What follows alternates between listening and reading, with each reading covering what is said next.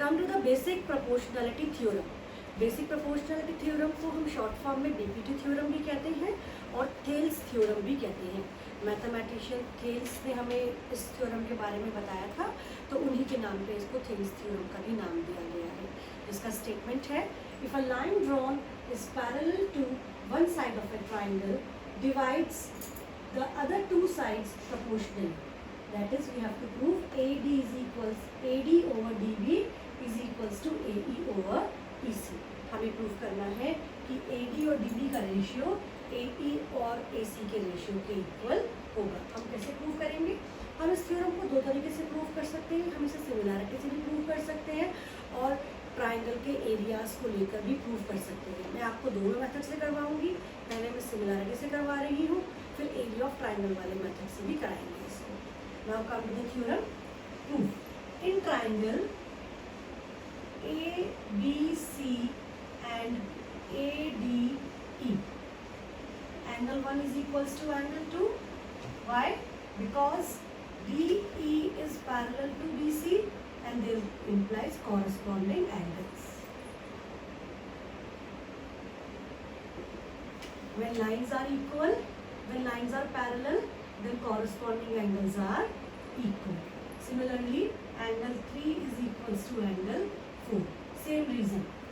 Because DE is parallel to BC and when lines are parallel, corresponding angles are equal.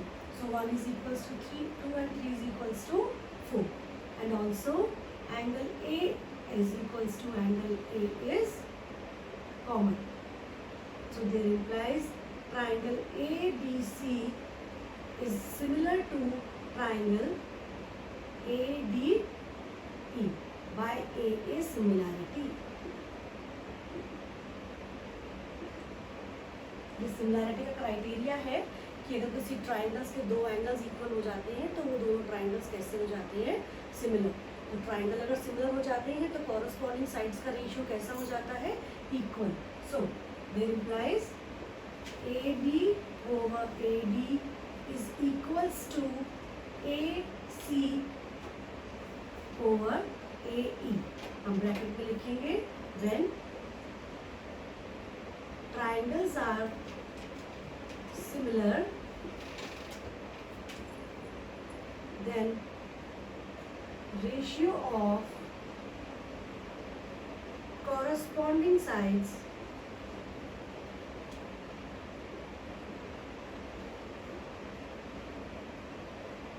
Are equal. जैसे आप congruency में करते थे, जब दो ट्राइंगल्स कॉन्ग्रुएंट हो जाते थे तो बाय सिम्प्लिसिटी आप उसके कॉरस्पॉन्डिंग पार्ट्स जितने भी होते थे वो इक्वल लेकर चलते थे।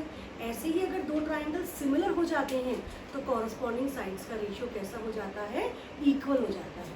सो that AB over AD is equals to AC over A। अब AB के प्लेस पे हम क्या लिख सकते हैं? AD plus DB। AB के प्लेस पे हम क्या लिख सकते हो? AB के प्लेस पे आप लिख सकते हो AD plus DB। AD over में ऐसे ही आ गया और ऐसे ही AC के प्लेस पे हम क्या लिख सकते हैं?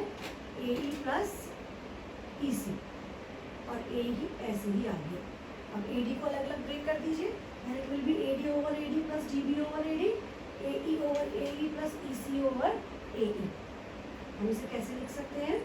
AD over AD plus DB over AD is equals to AE over AE plus EC over AE। ये AD से AD कट गया, यहाँ 1 आ गया, AE से A कट गया, यहाँ पे भी क्या आ गया? 1। तो हम इसे कैसे लिख सकते हैं? 1 प्लस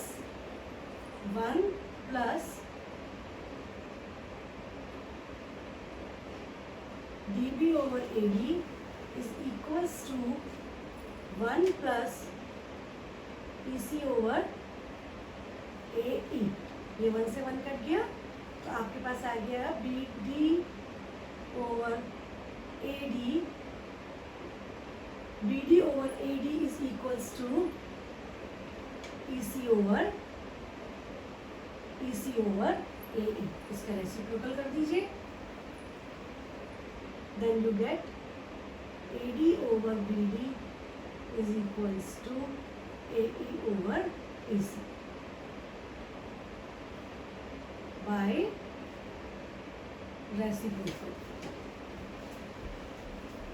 जब आपने रेसिप्रोकल कर दिया तो आपके पास आ गया AD over BD is equals to AE over AC, hence proved. Now we will do the prove this theorem by another method, that is the area method.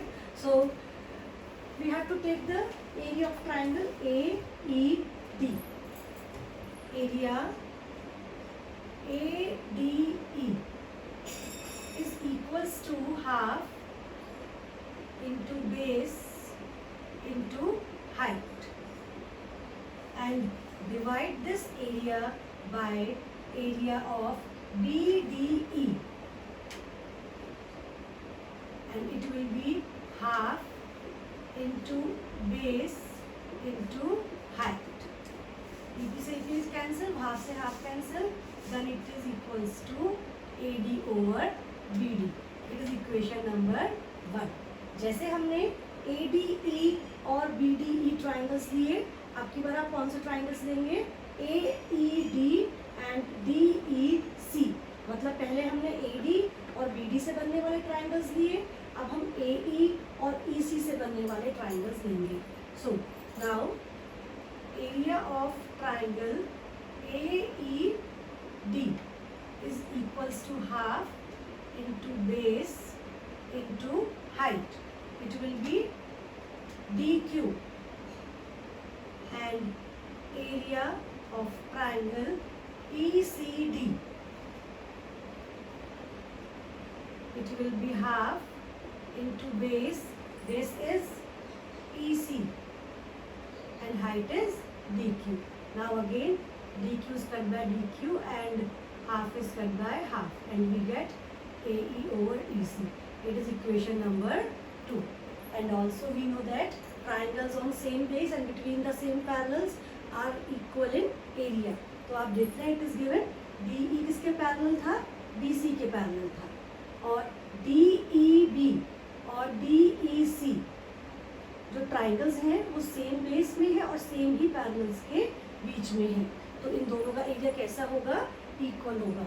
Now triangles DEB and DEC are on same base DE, and between the same parallels,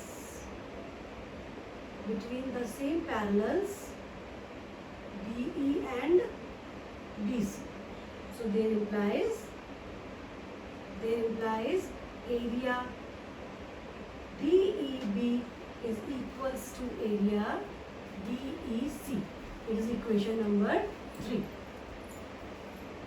ये तीनों equations आ रही है हमारे पास। आप देखिए first equation में ADE numerator में है, सेकंड में भी वही सेम है। सेकंड में फर्स्ट में डिनोमिनेटर में क्या है? BDE, और सेकंड में डिनोमिनेटर में क्या है? ECD, और BED किसके इक्वल आ चुका है? ECD के इक्वल आ चुका है। तो अगर हम इन 1, 2, 3 को एक साथ यूज़ करें तो हमारे पास LHS इक्वल हो जाएगा, और अगर किसी एक्सप्रेशन का LHS इक्वल हो जाता है तो RHS भी कैसा हो जाता है? इक्वल।